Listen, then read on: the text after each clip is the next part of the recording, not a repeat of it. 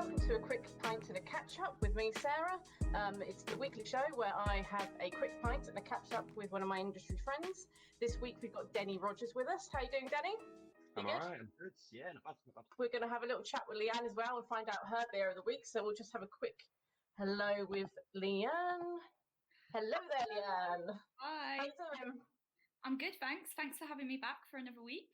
So my beer of the week this week is I won't go into too much detail now, but it is one of my favourite lagers, produced by a Bristol brewery. You can probably already guess what it is.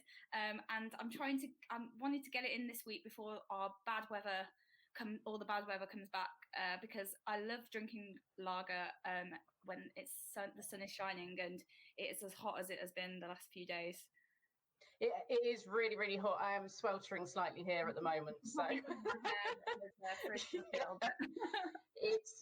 not the hottest day of the year, is it? I think we had that a couple of days ago, but it's not far off. Anyway, all right. Well, we'll see you a little bit later on. You take care. Hey, Denny. Hey up. Hello. So, what are you drinking at the moment? Have you got a beer in front of you? Yeah, I thought it'd be very apt to start with a mild, since we're going to talk about Oh, good chat. What's wrong with you?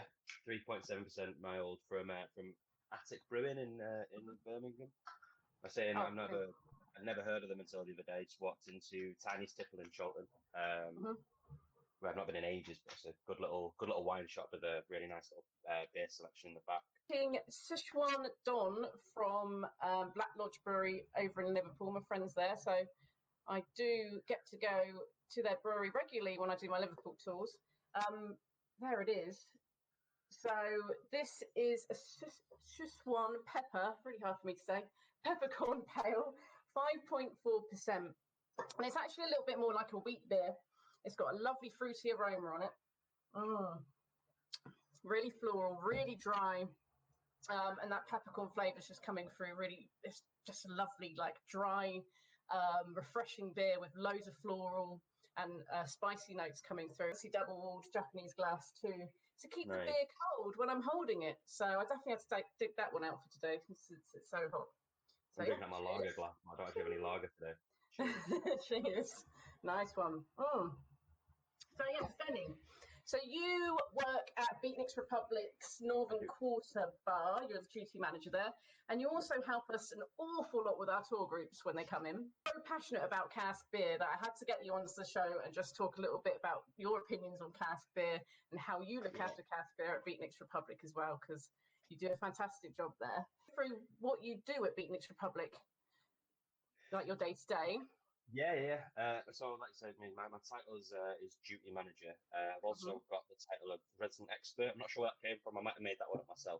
But I quite like that one, so I do like to keep it. Just day to day, just managing the bar when we're on the shift. I do a lot of events at the bar as well. I've worked with some of my favourite breweries in the UK, like Vault City was one we did just before lockdown. Moore in Abbeydale, Black Iris. Did an event with Little Earth Project last year where we paired their beer with some vegan cheese. Worked with my mate over at Albarian as a head chef there, which was good as well. So the Beatnikz Tap Bar does have a lot of your beers on, obviously. All of the beers that you have available for draft, you have on the taps there. But you also have a fantastic range of guest beers rotating as well. It's really impressive. Yeah. So we keep.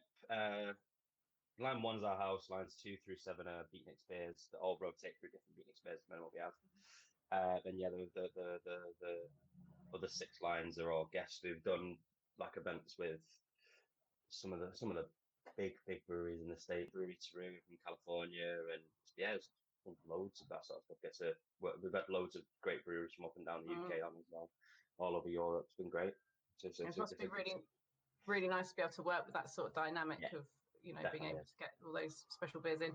And you're also, am I right in saying you're the only bar, well, pre-lockdown, you were the only bar to permanently have a self-serve machine in service?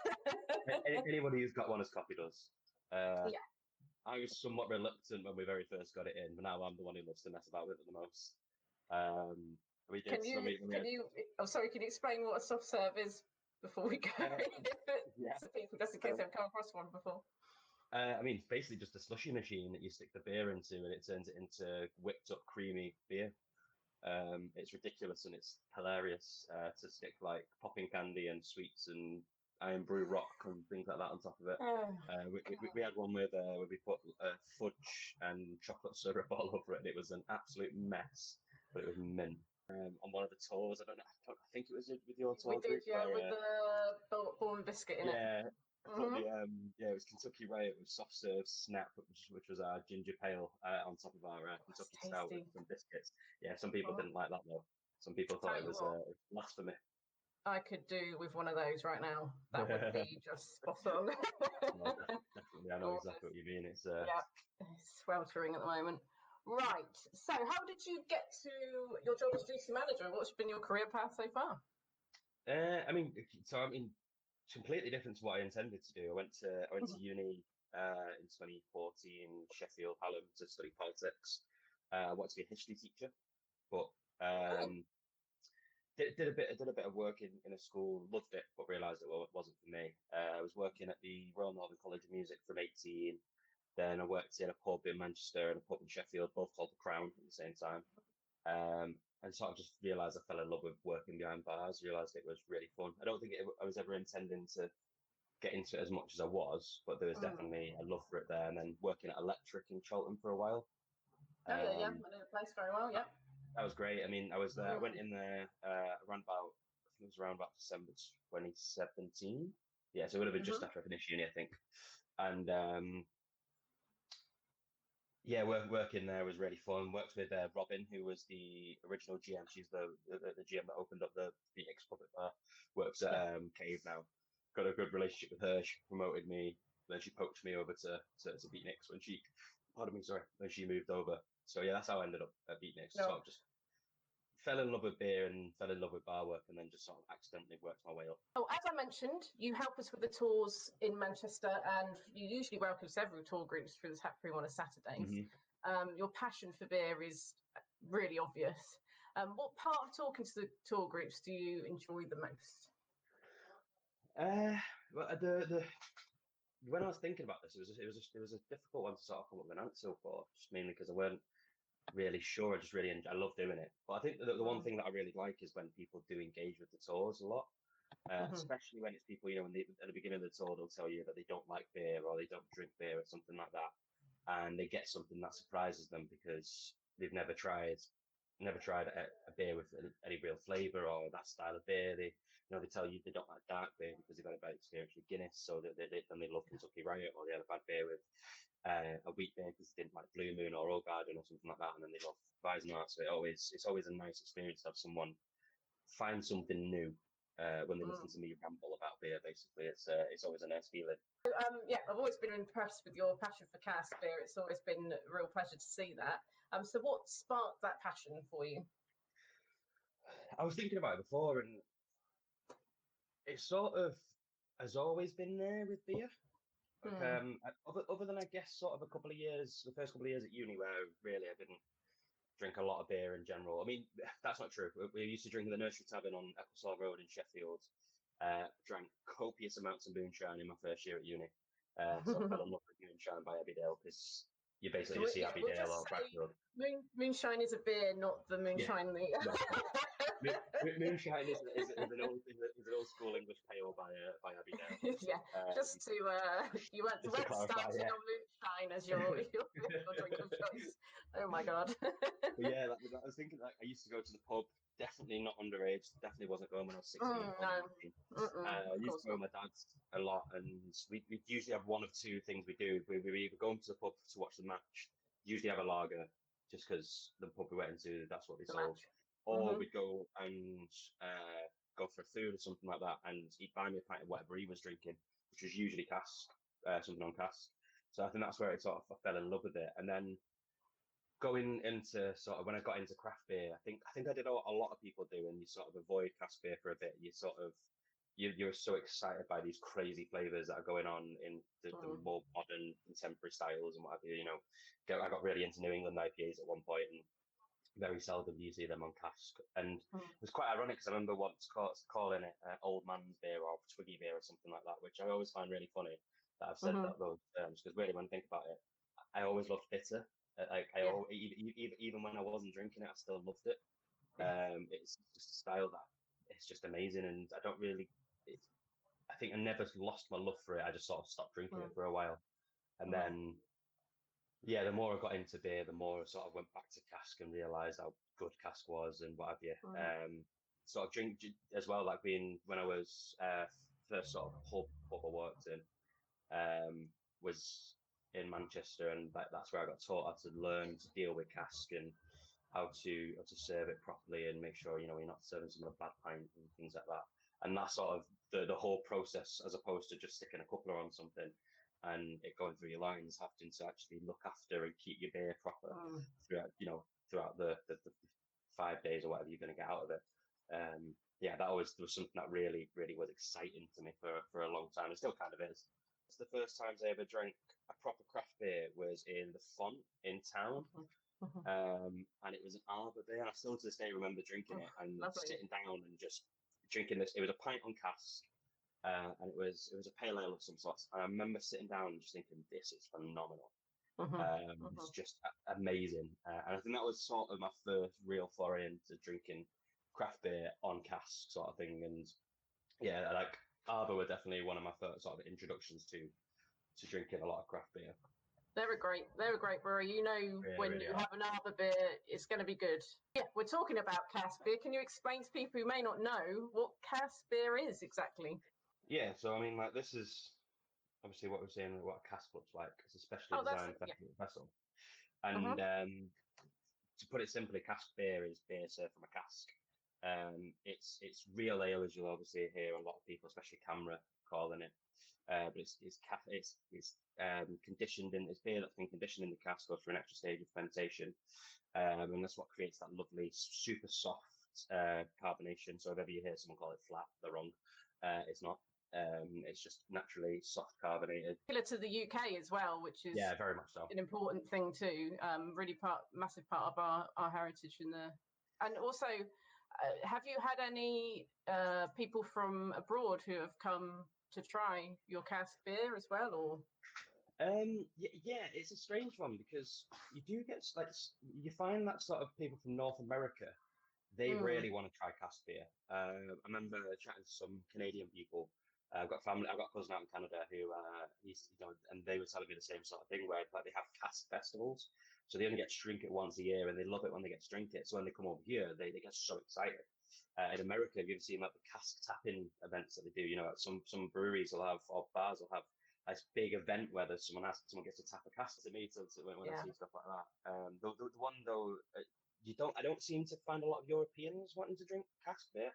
I'm not really sure exactly why that is. Like I found that some Dutch people, definitely like Dutch people come in and like they want to try it, but a lot of like Northern Europeans, like Scandinavian countries and that, Spain and France, Germany, they don't always ever really seem that interested in it, which is it's very strange. I don't really understand why it is, because obviously they don't drink a lot of it over there. And it's not like they're coming over and they're saying they won't ever try it. It's just they don't usually drink it, or when they do drink it, they say they don't like the way it is, or way it's served and things like that. So it's I don't know, but it is definitely something that you do see people seeking out. You definitely can tell. I had a guy chatting to a guy from Australia who was doing a pub crawl around Manchester the day before he went to do a bike ride, which fair play. And he was saying that he only was drinking cask beer. He wasn't going to drink anything else, because when he's back in Oz, well, he doesn't drink cask at all, just only drinks keg. So what's the point in drinking keg when he's over here? Which is quite interesting, really. We are very, very lucky to have that dispense system. And just for clarity as well, we're talking about the old school sort of hand pump on the bar. Most people in the UK realise that is particular to the UK, and we're very, very lucky to have that dispense here. There is. Like you say, that you do get it outside of the UK, and usually the people who have tried it outside of the UK, they're the ones who get really excited when it comes to the UK to try it. Like in North America, there are some. I know there's some German breweries that do serve straight from the cask. One thing I very much wanted to do is get out to both Augustina Brau and Schlenkerla, and me too. Try Schlenkerla from the barrel. Oh my god, that'd be amazing. That is on my hit list, big time. Yeah. Big time. Definitely. So if anyone doesn't know, they do, please pronounce it right, Rausch beer, which is a smoked beer from Bamberg in Germany. and it's for a lot of people to say it tastes like Frazzles, which I think is a little, you know, it's a little bit of an underestimation. It tastes like smoked oak chips, which is actually, I just think it's delicious. Beatnikz is always on point, which is a real pleasure. What's the procedure for ensuring that this is the case? Can you go through step by step what you need to do? Yeah, I mean, the first thing that we always make sure that we do once a week, we clean all of our taps and couplers. We take apart our keg couplers and scrub them. We scrub down all the cask taps and bits and bobs that go into it. We use cask which is basically comes with like rubber tube, floats to the bottom of your cask and then floats to the top of your cask and then moves down like that. Best way to pick up basically all the beer. But then on the when you get the cask, it's obviously delivered. How else would you get it? It's delivered by the drayman. First thing you do is straight away stick it in the cellar. You want the cellar around about 11 degrees. I think we have ours usually set, which is pretty optimum temperature. Get it settled because you can't tap it straight away, because otherwise it's probably going to explode on you and it's not going to be particularly nice. Have done that. Don't do that to people because it will go all over you. We've all done that once. I'm pretty sure I've done it more than once, but you know. So it was a surprise. We've got stains all over the roof of the cellar at Beatnikz, which most of them from me. Yeah, you get the beer in there, you settle it for around about 24 hours. Then you tap it.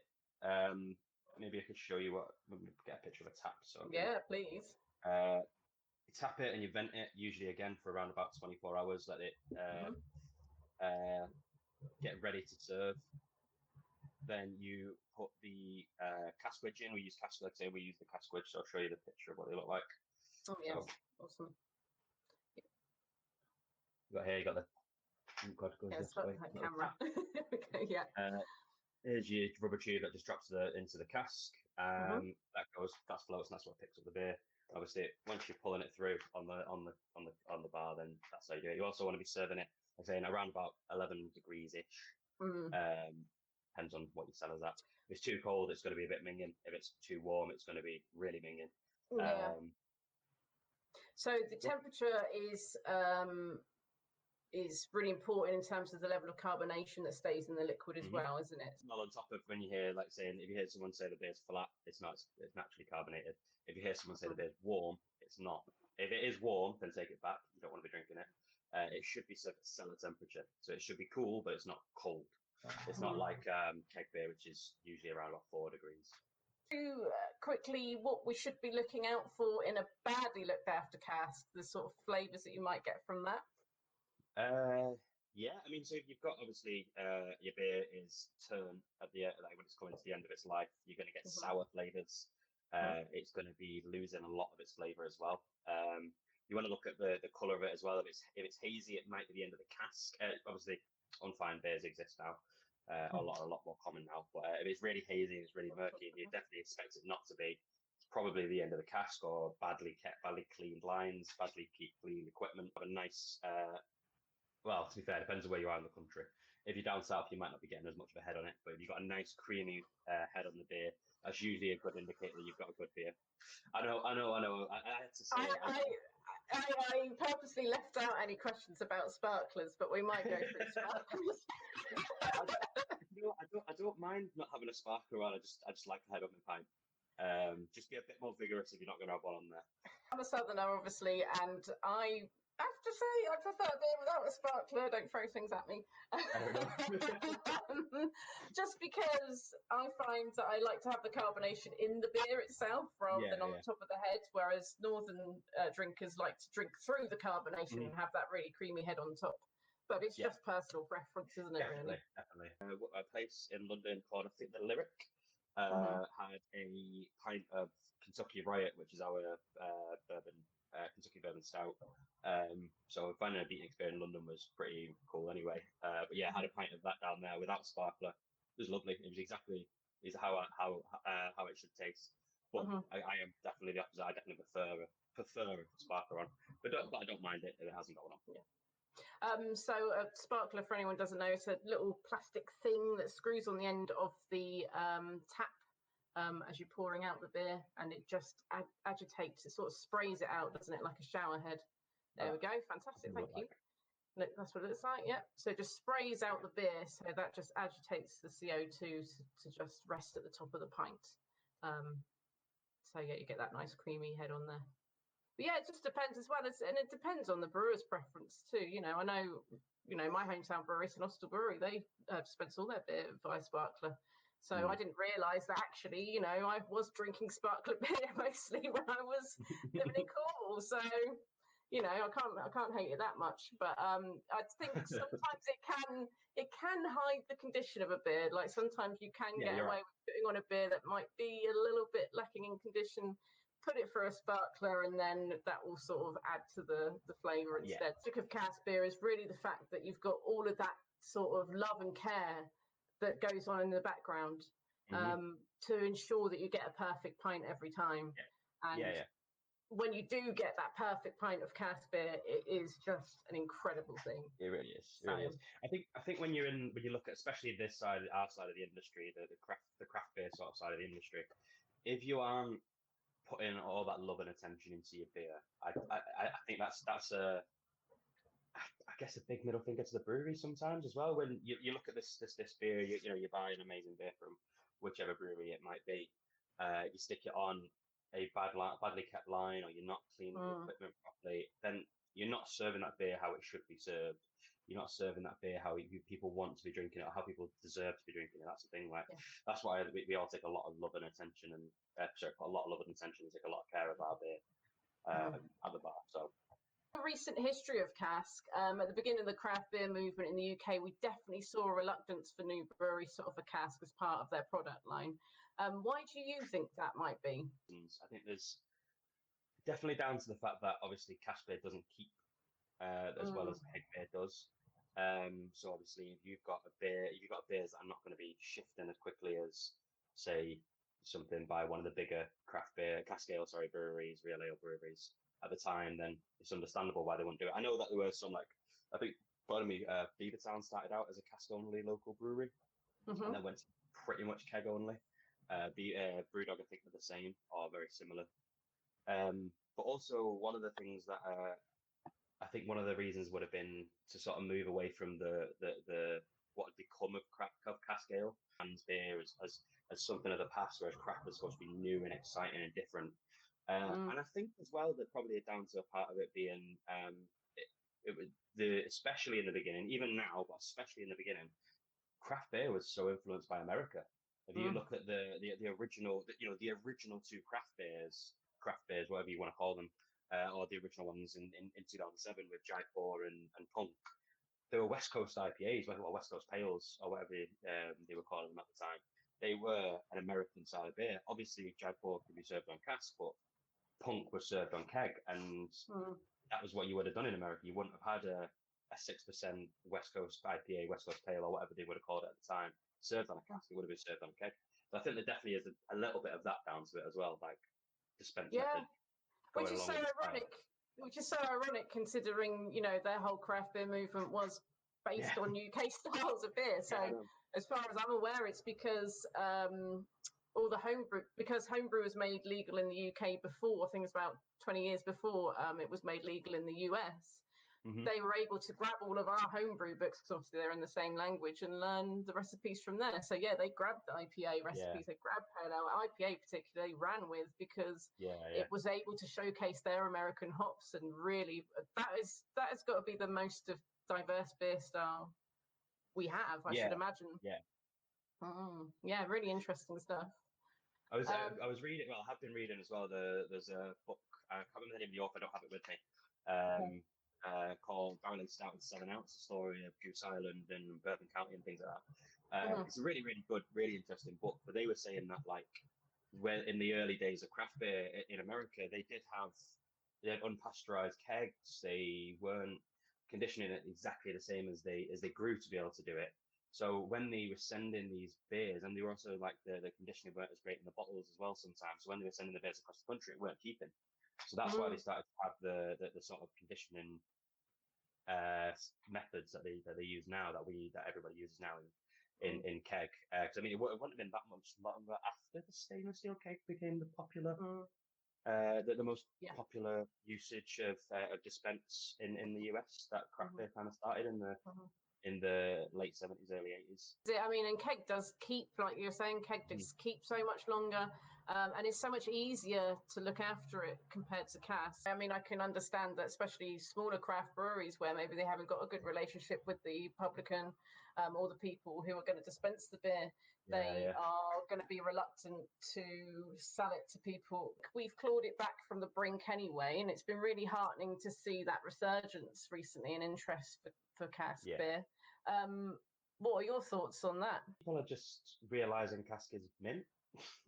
I think people have just sort of realised that it isn't the bad perceptions that went along with it for such a long time weren't to do with the beer itself, it was to do with the way it was kept or things like that. And I think people because people are falling back in love with it, and people on the in the industry are falling back in love with it. I think that's sort of encouraged people to fall back in love with cask. And as well, like you've seen, in Manchester alone, I think I've said this to a few people. I think Manchester has the 4 best 3.8% beers in the country. It really does. It really does. Two in Poet from Beatnikz, phenomenal beer. Sonoma, which everyone loves. Pavo. From Squawk, And then and Pint as well from Marble. It's those things, and every single one of those beers, every single one of those beers are better on cask, in my opinion. They're great on all the dispense methods or from a can or whatever, but they are just a little bit better on cask. And I think because you're seeing so many great breweries putting out so many great beers on it, I think that's part of what's letting people sort of realise how great it can be and falling back in love with it. I think it's because you don't have that aggressive carbonation like you do in keg beer. They're so delicate, the flavours that come through in all of those beers, that you need that soft carbonation. And it just makes it easier to drink as well. You can drink a few pints without feeling bloated, whereas with keg beer, it's kind of harder to do that on a sort of bigger scale. I mean, keg beer, I think, is great for things like double IPAs or, sort of your higher strength beers. Where you want to keep that freshness for as long as possible, and you're also drinking it in smaller measures, but a pint, you kind of want to be able to just neck that back in a beer garden and you not have to think about it too much. That's the point of that sort of beer. Do suit keg better, like you're saying. Big double IPAs, most American styles of IPA and pale beer, especially West Coast, are amazing on keg. People but lower strength beers or more traditionally British styles of beers definitely just suit cask better, and I think people are starting to realise that as well. That certain beers are just are designed for cask and should be drank on cask. I don't want to. I very seldom want to drink a bitter on keg. I think it's called People's Republic by Lost Industry from Sheffield. Fantastic brewery. I've only ever had sour beer and saisons and things like that from them at this point, and then I had People's Republic, which is a bitter on keg, and it was lovely. It really was. And then 2 weeks later, I got the chance to try it on cask at a beer festival, and it was just that little bit better. That's that bit better. I can't imagine a bitter on keg, to be honest, being anywhere near as good as it on cask. It just isn't. That seems wrong. It does feel slightly backwardness, you're right, but I just love me a bitter, so I can't say no sometimes. I did have a pint of Stansell Barnsley bitter later on that evening, and oh my god, it was good. Out in the Shakespeare in Sheffield, grateful. Recently, Matt Curtis put up a podcast, them talking at Fine Ales Fest about cask, and Doreen from Cloudwater was talking about their experiences, because obviously they were keg only, and they've gone back into cask recently, and they were saying what the challenge they had was actually brewing particularly for cask, making sure the ingredients they used and the way that they brewed the beer reflected how they were going to package it. They couldn't just put a keg beer into cask, and when they first started cask up again, they tried that and it went horribly wrong. It just tasted flat and a bit rubbish. So that's also, it's an added skill, which I think maybe people, especially if you come from a homebrew background, which I think a lot of craft brewers do, it's a skill that isn't learned, and you need to almost apprentice it and learn it over time. So it's very particular. I think that may well be one of the issues as well, which is what started it. But it's just really heartening to see, especially breweries like Beatnikz Republic really championing cask and serving it really, really well. It's great. So in terms of the type of customer who buys casks, do you think it's still an old man's drink, as the stereotype suggests, or are we seeing a wider audience who loves that style of beer? I definitely think we are starting to see a wider audience. I think it's stereotyped still as the old man's beer. You'll hear terms on Facebook like Twiggy beer and things like that. And like, whilst I don't think they're necessarily harmful to cask, I think it can be, especially to new beer drinkers or new craft beer drinkers. That's exactly what I was saying earlier. Like I definitely went through that phase where I didn't drink a lot of cask beer because it wasn't fashionable to drink it. Especially, when at the time you're drinking the craziest, hot burniest New England IPAs you can possibly find. People around my age in the mid-20s, early 20s, even like people who are first starting to drink beer, like 18, 19, who are starting to pick up cask beer. I think there's actually, it's kind of strange, because I think because like there's the resurgence of craft beer, of cask beer, sorry, the last couple of years, those who are getting into it are seeing it more, whereas that middle group between the old man drinkers and the younger drinkers, they're the ones who I find tend to avoid it the most. That not always, but kind of like my generation, almost. Yeah, a little bit, yeah. Almost, yeah. I guess it was super untrendy, I suppose. But I came from a place where I loved it, so I don't know. But I guess it was maybe people slightly younger than me who got into craft. And were very much like, that's kind of where I'm at, and I will only drink keg beer and cask beers for my dad, sort of thing. Yeah. Silly, because it's for everyone, as we've discussed. Exactly.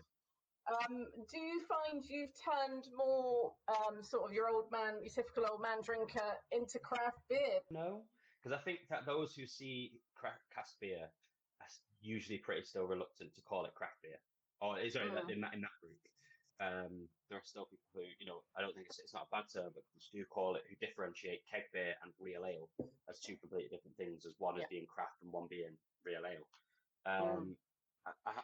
It's seldom that those sorts of people will go on to drink the keg stuff or drink the wackier, wilder, weirder stuff. I can't really see. Certainly not the soft serve. No, you're not going to see someone drinking an Omnipollo beer after having a pint of bitter. It's not something that happens that often. I mean, I would, but there we are. So, I think we have discussed in the past when you have sort of your unfined beers on, or your slightly more cloudy style beers on, which it's fairly popular in craft beer now. On the hand pull, when you do get traditional drinkers in, they are a little bit reluctant to accept that that's how the beer's meant to look. I remember once last year at some point, this old fella came in, thickest, broadest West Yorkshire accent you've ever heard. Walks in, it's like, "Can I have a pint of the 2 a.m. poet, please, mate? 3.8% extra pale." And it was quite funny because the old head brewer, Beatnikz, was sat there at the bar chatting to me. And I could see him over the corner over Lewis's shoulder, and he was sat there like this. Yeah. And it's like, I could see in his face, he's looking at it going, this tastes lovely, but it doesn't look right. So he comes up to the bar and he goes to me, "Hiya, mate, the beer doesn't look right, but it tastes lovely, it smells great, but, I don't trust it looking like this." And I went, "Honestly, mate, that's what it's supposed to look like. We don't use any fining, blah, blah, blah." He went, all right. So he goes and sits down, has another go, and he comes up to the bar, puts the beer on the bar, and he goes, "It was lovely, but I just can't do it." And he says, "Thank you." And then he walks out. It's such a shame, isn't it? You never know anything different, then you're never you're not gonna trust something new like that, are you? More and more people are starting to become willing to listen though, which is nice. People are, and if they're not listening, they're asking questions about, why does it look like this? Is it supposed to look like this?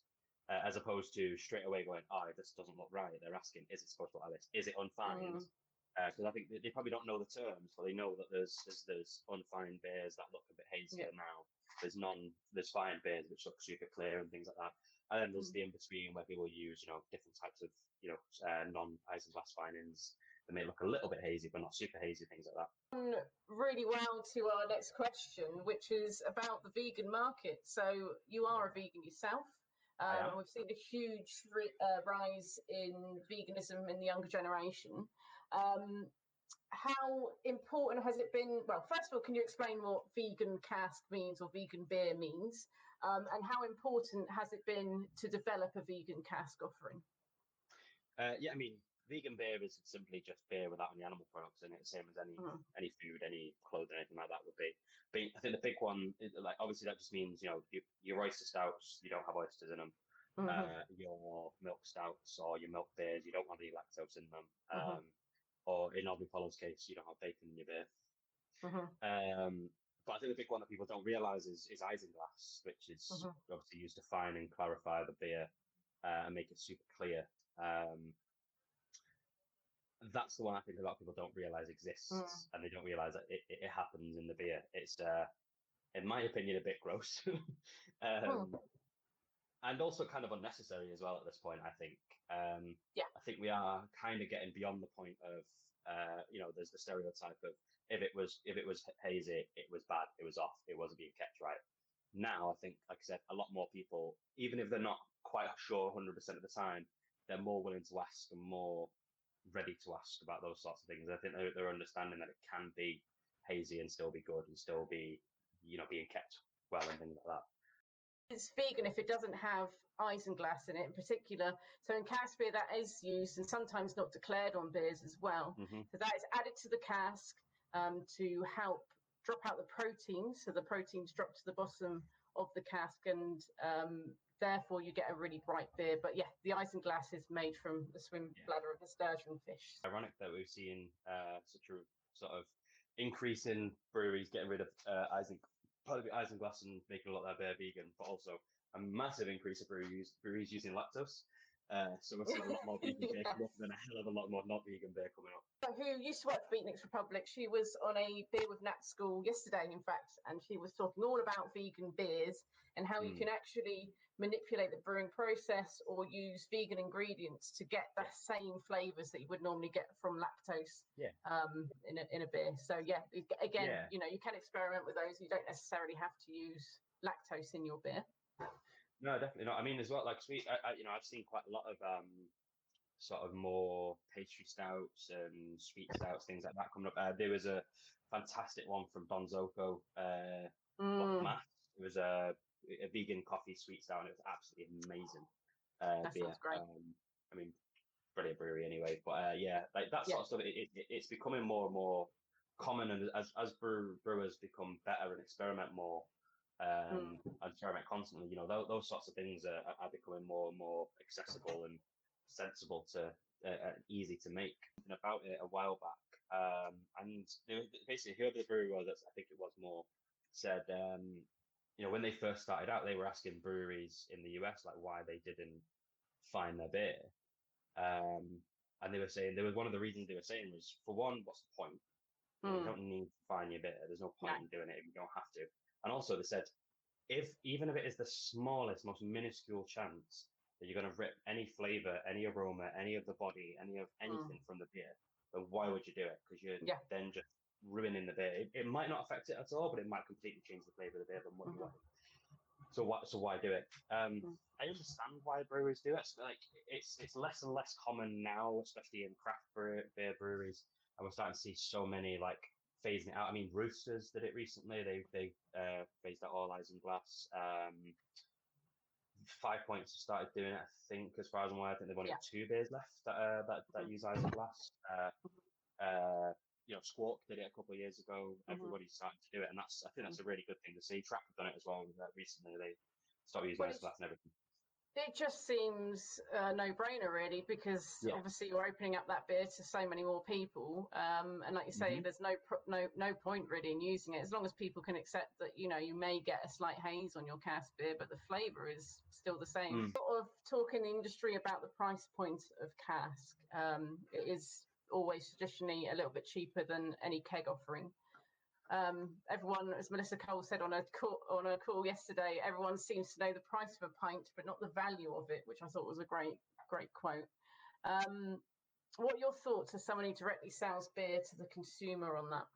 I don't think people understand what goes into making a beer in general. I think a lot of people are very much think it's this throw a couple of ingredients in a tub and then it's done. They don't realise that, you know, in the brewing process, there's a lot of money that goes into it for one, and then there's a lot of work, a lot of effort, a lot of care that has to go on for not just a couple of days, but a few weeks, especially brewing lager, it's even longer. I think, and then they don't realise what goes on behind the scenes in the bar into serving it. I think people you see a lot of people complain about seeing something at £4.50 a pint, but don't really understand why it's at that price. They do you think that people value cask beer less than keg beer when you're serving it over the bar? Yeah, maybe.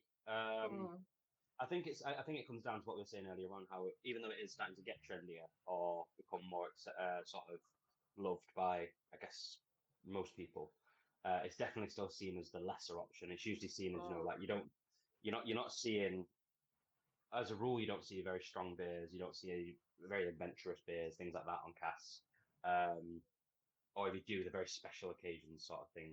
I think that's a big issue that people definitely, like saying, they look at it as a lesser of the two choices. They think that a keg beer is usually the better choice, or the beer on there is more worthy of something. Challenges for the people who run the bar is the fact that you have to get through a cask a lot quicker than you would a keg. So maybe actually having it at that lower price point allows you to do that. Would you say that you sell more cask because of that lower price point, or do you think it doesn't make much difference? Definitely to some people. With the older generations who were used to seeing a cheaper pint, definitely they would prefer not to spend, you know, £5.50 on a third when they can get a pint for £3.90. And we get a lot of like younger people coming out of work and out of universities when they come in, and they get really excited to see a pint for £3.50. Also £3.90. Who are trying to drink beer. Or drink good beer. They don't just want to be drinking whatever cheap lagers on down the pub.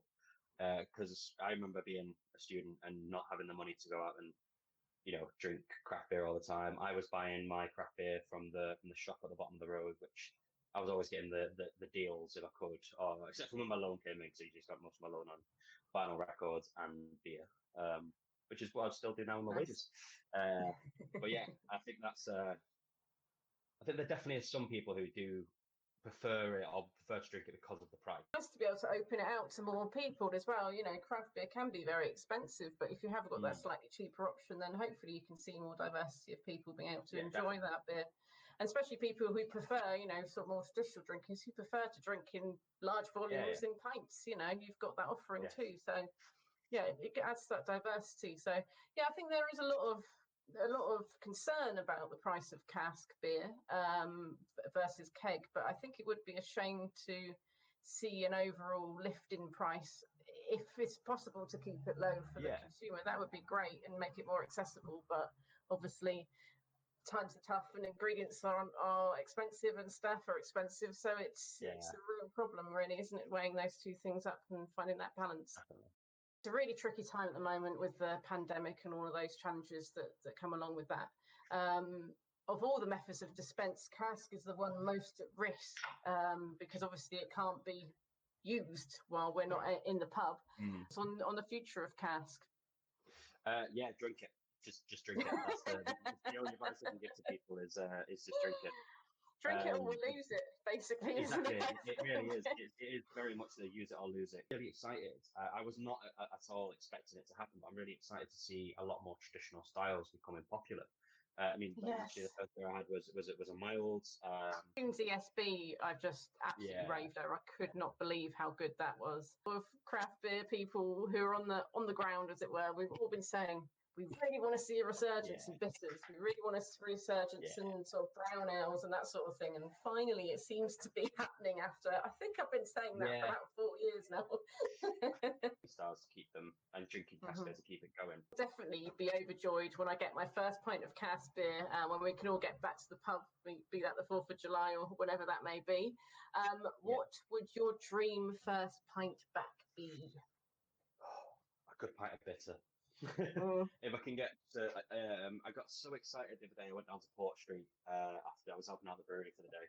Went to Port Street and didn't realise they were doing takeaway draft beer, and it's not quite the same. But I had because you're drinking it from a milk bottle. But I had a pint of roller from Squawk, and I was so excited to drink Cask beer. Drinking Cask bitter. It will definitely be one as soon as we have that back on. I can't wait to drink it again. So definitely one of on my list for sure. It's just a lovely beer. Just everything you want in a traditional, modern take on a style. Wait to have a pint of Sonoma again. Pint of Sonoma is amazing. And a pint of pint down in Marble, or a pint of bitter at Marble. Those beers are just they're just phenomenal beers. I can't wait to do that. I'm also kind of looking forward to drinking something stupid again though. I do. A part of me really wants to drink a crazy, red wine barrel-aged saison or something like that. That's off-serve machine again. That's what it is. I can't wait to get that going again. I mean, I don't know if anything's ever going to beat the Vault City day, where we had it. I didn't end up getting all 6 in the end. I only got 5 in there. But rotating 3 different beers in there in a day and putting an Iron Brew sour and a full bottle of Iron Brew into a soft-serve machine was possibly my highlight of the year. Really heartening to, and all the calls I've been on, or the beer schools I've been on, or live streams I've been on, I think pretty much anyone who's been in the industry and beyond has said, we just want to go and have some Cask beer. I just really want to That's the thing we miss. You didn't realise what you got till it's gone. Exactly. I've just poured another beer as well, and this is absolutely delicious. Fantastic. Rock Leopard. Savage Steam. Give us a quick rundown. Really just a great pale ale, a little bit of tropical fruit, loads of citrus fruit, nice bit of undercut and bitterness, just everything you kind of want in what I think 4.5%, 4.9% pale ale. Yeah, got it in the glass. You can show us. Nice. Look at that haze. Nice bit of haze on that. That looks tasty. Yeah, it's something that I saw recently was, and it's sort of something that's been in my mind over the last sort of couple of weeks that have been going on in the world, is talking about drinking from and sort of supporting a lot of black-owned breweries. It's something that I definitely never really engaged with enough. Like I've always tried to make sure that the music I listen to, try to shop at shops, things like that. But it's something I never really thought about with beer. So Rock Leopard is one that I've been looking for, and I'm really excited again about some Tiny Tipple. There's Burning Soul, I think, in Birmingham as well. The one beer I've had from them was delicious. I'm sure I'd love to try some more. But yeah, it's definitely something that I want to be engaging with a bit more, and it's nice to actually try some really good beer from. Obviously, Wildcard as well. Jaeger, Wildcard, exactly. Wildcard, doing some great beers down in London as well. Yeah, I had a couple of Wildcard beers the other day. Just great, straight up, easy drinking. Definitely, I wish I could have a pint of it. Sort of pale ale is just exactly what you want in that sort of beer. Absolutely, no, it's definitely important. I think I've had brief conversations with people about diversity in the craft beer industry, and there's been a lot of focus obviously on women in beer and making sure that we're able to have a voice and not be loads of problems obviously with the beer market and sort of masculinity in that. But I think definitely the next big fight is ensuring we have a lot more inclusivity of different cultures and different peoples within that, and it's I'm ready for it, and I'm hoping that I can help make a difference if I can, and I know everyone I know is hoping we can too. So you speak to Lianne now, give you a little rest, and we'll see you in a bit. Lianne, how are you getting on? Yeah, I'm great, thank you. Listening to you and Denny talk about Cask. In fact, before I go on to my beer of the week, I was just going to echo some of what Denny said about, he mentioned 2 AM Poet, which is actually my favourite Cask beer in the world ever. It's 3.8 extra pale ale, and they do it on keg as well, but I personally prefer the cask version. And that's probably actually the pint I will be looking forward to having most after lockdown and when the pubs reopen. I'll just say as well, like some tap rooms do have a keg and a cask version of the same beer on tap. I know normally Steve at Beer Nouveau does, and it's really interesting to try the two side by side, because you'll really notice those differences in flavours that you're getting, and the perceptions and mouthfeel as well. My beer of the week today is Lost and Grounded Keller Pils, which is a beer that I'm sure you will have heard of before. It's very popular. It's very well thought of. I picked this beer this week because here is it poured out in my new branded pint glass. Very swish. I like that.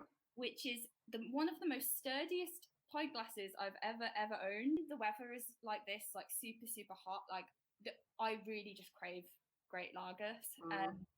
It's basically pretty much all I want to drink when the weather's like this. I never used to be much of a lager drinker when I first discovered craft beer, but the longer sort of time's gone on and the more different craft lagers I've drank, the more and more I'm a big fan. And this is probably one of my favourite lagers, the Keller Pils. On Lost and Grounded's website, it says that to describe this beer, it says, sometimes the simple things in life are the best. And I would definitely agree with that. I mean, in terms of simple, I'm sure it's not very simple to make, because lagers are obviously very complicated at the time. But yeah, I very much agree with that statement. This beer uses a German Pilsner malt and 3 traditional hop varieties, which adds to it's quite a bitter lager, coming out from the hops, which I really like.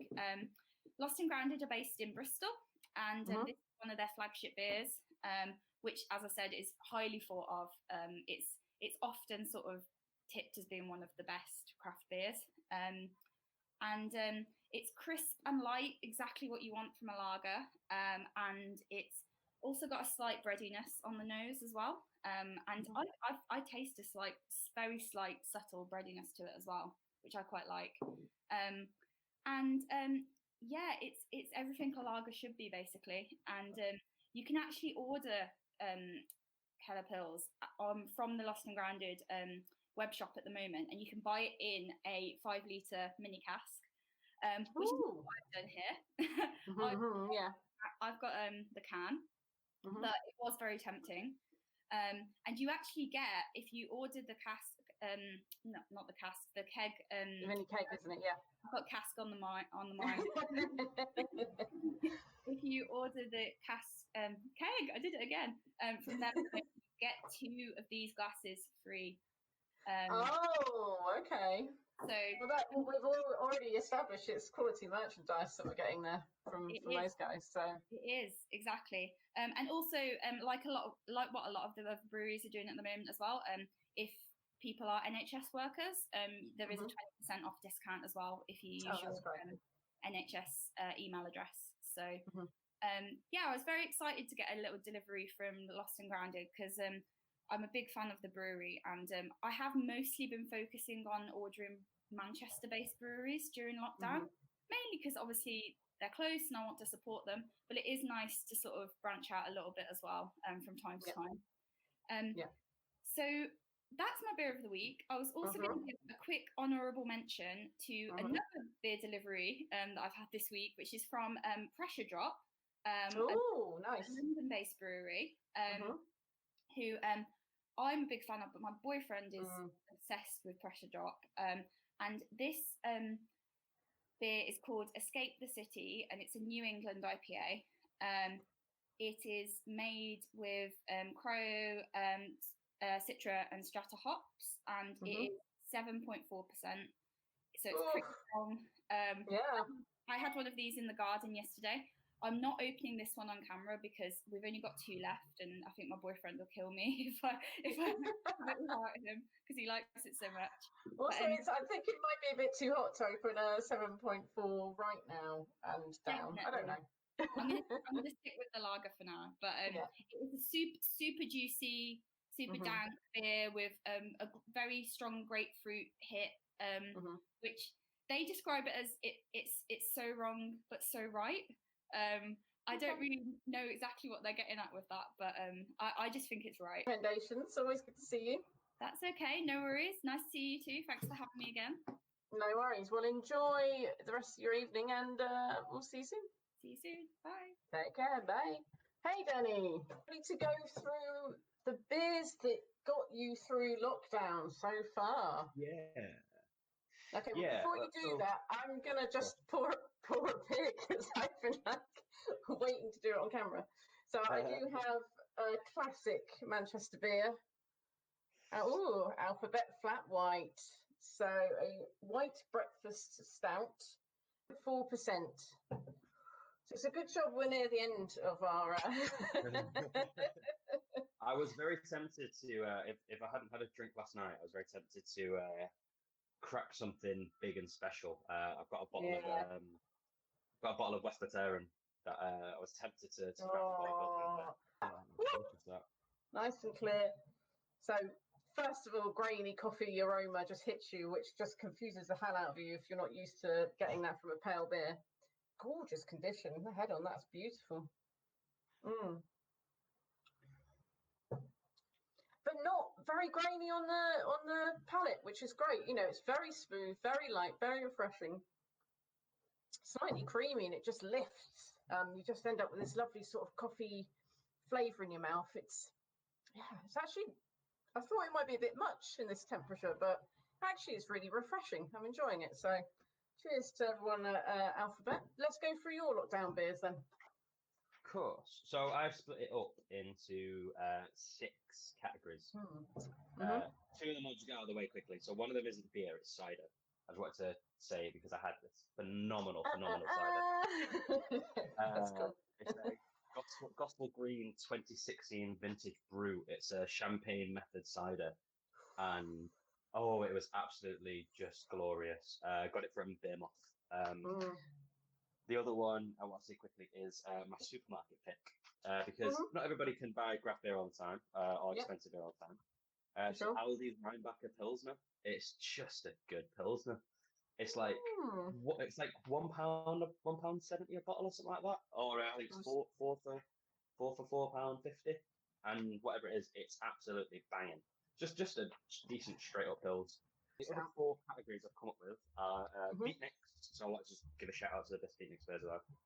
UK, Europe, and North America. Wow, okay. So Beatnikz, the beer that just sort of blew me away the most was Terra. It is a 2.1% table beer that we brewed with BrewGooder for the BrewGooder Foundation that everybody's going for. So it was supposed to come out basically as lockdown started. But yeah, just a banging beer. I mean, I was really, really excited to see Seriously Mixed Up Sour, which is our sour that's inspired by a local cordial whose name, for legal reasons, I don't think we're allowed to name. I was really excited to see Miami Amore come back. That was a beer that was brewed for one of my events last year. And then the collab that we did with Vault City, raspberry IPA called Born in Bohemia, just the most fruit we've ever used in a beer. Because, that's what Vault City do, so why not do it with them? Yeah, I think I tried that, didn't I, when it came out last year? It's absolutely gorgeous. I've come up with sort of a couple of beers per each one of the next 3 categories. So the UK one, the Vietnamese Waltz from Runaway, Vienna Lager. Just if I can get any Vienna Lager in me, I get excited. I love Vienna Lagers. The Boxcar Mills Best Bitter. I mean, I'm not going to get it on Cask, but a can of Best Bitter will always make me feel good. Just everything you wanted in a Best Bitter, and it's like I've had a couple of beers from Boxcar, I've had a couple of beers from Mills, and this was definitely not a beer I was expecting to see coming out of either of those breweries. It really wasn't, and it just was striking. I got that one from Ghost Whale in London. The Runaway one I got from Beermoth, and then St. Miles of the Desert, who actually I found out I have some of their Beermoths just here. Nice. The newest Cooler, so it's their Cool Ship IPA that they do, and I've kind of started to move away from like juicy IPAs and like New England and things like that. Just when I'm getting pretty much into them, for goodness sake. to be fair, it's most breweries except for Smod. Just everything that brewery, they cannot make a bad beer. I've met Dan and Martha a couple of times, and they are the loveliest people as well. And but yeah, the newest cooler, it was better than the first cooler as well, and that was a phenomenal beer. So the two beers I come up with for my Europe one. The first one is Schlenkerla's Fasten beer. I love me a Schlenkerla beer. The Fasten beer, which I'd never ever had or heard of before. Fasten, yes. I think I the one they do tried for that Lent. at Cask. Yeah, I saw it. I was like, I've never seen that before. OMG, yeah, it was great. Yeah, I know Warren gets quite a lot of Schlenkerla in, a lot of stuff there, German beer. But yeah, just everything you want in a rab beer. So the next one I put down was sort of Jopen from the Netherlands, collab with Lervig that they did, called Don't Try This at Home. It's the cognac barrel version. So a cognac barrel aged rye wine. Oh my God. I think that was literally every single time I took a sip of it, that was the noise I made, was just just because it was just out of this world. I mean, the couple of beers I've had from Jopen anyway have just been amazing. I've got a friend in the Netherlands and he sent me a few beers over and just banging. But yeah, this one was from Beermoth. Absolutely amazing. I think they've still got some in there as well. And then the ones from America, Annika from Creature Comforts and Cloudwater. It was a, I think Chardonnay, but I might be wrong on the barrel, but it was a white wine. It was a barrel aged cider apple saison. Oh my God, it was flawless. Like absolutely out of this world. It was. I drank the whole 750 of it on my own because no one had treating yourself. I actually bought that and another 3 or 4 sharing bottles to take down to see a friend of mine who moved out of Manchester a couple of months ago, and it was just as lockdown started. We were supposed to be going down, so I didn't get to. So I just basically drank a bunch of 750s on my own. It was great. It was on your own. Oh, that is definitely. Yeah, not in one night. Definitely not in one night, but drank all on my own. Then GTOs from Ohio. One of my favorite breweries in the world. If I ever see their beers, I get really excited.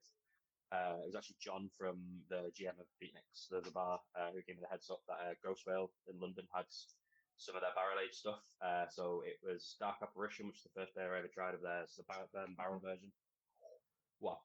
Like their barrel aging stuff in general is some of the best I've ever had, and this was way up there. I've got another bottle of that and the coffee vanilla version. And I think this next beer, as much as I'd love to say it was a British beer or a local beer, whatever, was my beer of the lockdown, I don't think it was. So it's a brewery I'd never heard of until I saw it on Beermoth's web store. Brewery Bavana. I don't know how to pronounce it. It's Bhavana. But Brewery Bavana, and it's the beer's called BREWERY. I picked it up because it sounded interesting. It was a beautiful can, and it was a Chardonnay barrel-aged American lager, and it was conditioned for 6 months in Chardonnay barrels. Oh my God! When I say it was phenomenal. I think I tried that at Indie Man. That rings a bell. Chardonnay barrel-aged lager. Oh, it was It was really good. If it was the same one, yeah. Yeah, I was so. Because I bought it because it sounded nice. I like a good lager. I love a good barrel-aged beer. I've also said that I think next year's hype style should be Chardonnay barrel-aged lagers because it's that. I mean, it's a niche. Yeah, it definitely will happen. That's great. So what we will do is ensure that we get all those collated, and we'll put them definitely in the YouTube description, and hopefully in the Facebook description as well once we get all that stuff sorted out. And if you are enjoying this and you can just pop over to YouTube, I'll put a link in and just hit the subscribe button. That'd be great. I think you're subscribed, Denny, and I'm subscribed. I think that's all of our subscribers so far. So it'd be nice to get a few more numbers on that. But yeah, obviously, I love the talk today about the Cask beer. I think. Yeah, me too. We're both very passionate about that subject, and it's been a real pleasure to talk to you about that and go in depth with it a bit more. We'll wrap it up because it's blooming hot, and we've been rattling on for a while. But thank you very much, Denny. My pleasure. Can't wait to see you in real life very soon. Good luck with your reopening, if you are reopening on the 4th of July, whatever you guys are doing. wish you all the best of luck. And yeah, just hope to see you Can't all wait. really, really soon. I can't wait either. Share a pint of Cask, mate. All right, Great. take care then. Bye. Cheers. Cheers. Bye.